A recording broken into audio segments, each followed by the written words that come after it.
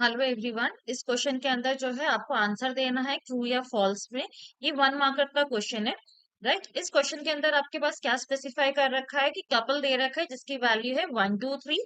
और इस कपल को जो है हमने असाइनमेंट ऑपरेटर से जो कपल टू के अंदर असाइन कर रखा है। So as a concept says कि अगर हम असाइनमेंट ऑपरेटर यूज करते हैं तो हम बेसिकली क्या कर रहे हैं, दोनों वेरिएबल को सेम मेमोरी लोकेशन के अंदर जो है रेफर कर रहे हैं। राइट। तो इस केस के अंदर जो है अगर हम यहाँ पे जो है इस लाइन को कमेंट आउट कर दें तो इस केस में जो है हमारा आंसर क्या आएगा, ट्रू आएगा, because tuple two and tuple one is pointing at the same location. लेकिन यहाँ पे जो है प्रिंट करने से पहले जो है एक लाइन और ऐड ऑन हो गई है। क्या कर रहे हैं, कपल वन के अंदर जो है एक एलिमेंट और ऐड ऑन कर रहे हैं, दैट इज 4। सो अब कपल वन की वैल्यू क्या हो गई, 1 2 3 4। Now as we know that tuple is a immutable, right. तो यहाँ पे जो है कपल वन के अंदर जो हमने न्यू वैल्यू को ऐड करा है वो जो है सेम मेमोरी के अंदर चेंजेस नहीं करेगा। वो क्या करेगा, it will occupy a new memory location. और कपल वन जो है न्यू मेमोरी को पॉइंट आउट करेगा।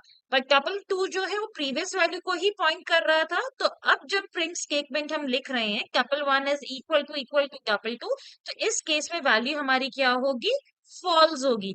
लेकिन अगर यही सेम क्वेश्चन जो है कपल के जगह अगर लिस्ट में पूछा जाता, राइट, तो इस केस में जो है आंसर हमारा क्या आता है, यहाँ पे हमारा आंसर जो है फॉल्स नहीं होता, यहाँ पे हमारा आंसर क्या होता है, ट्रू होता।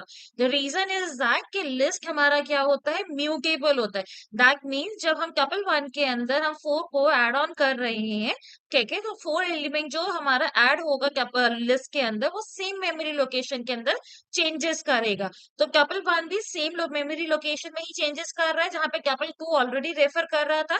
तो इस केस में आंसर हमारा क्या आएगा, ट्रू होगा। कपल के अंदर अगर हम जो है दोबारा से रीअसाइनमेंट करते हैं तो लोकेशन हमारा वेरी करता है, तो वहां पे कपल सेम नहीं होता। लेकिन अगर हम लिस्ट में कर रहे हैं तो लिस्ट में जो है सेम लोकेशन में चेंजेस होते हैं, राइट।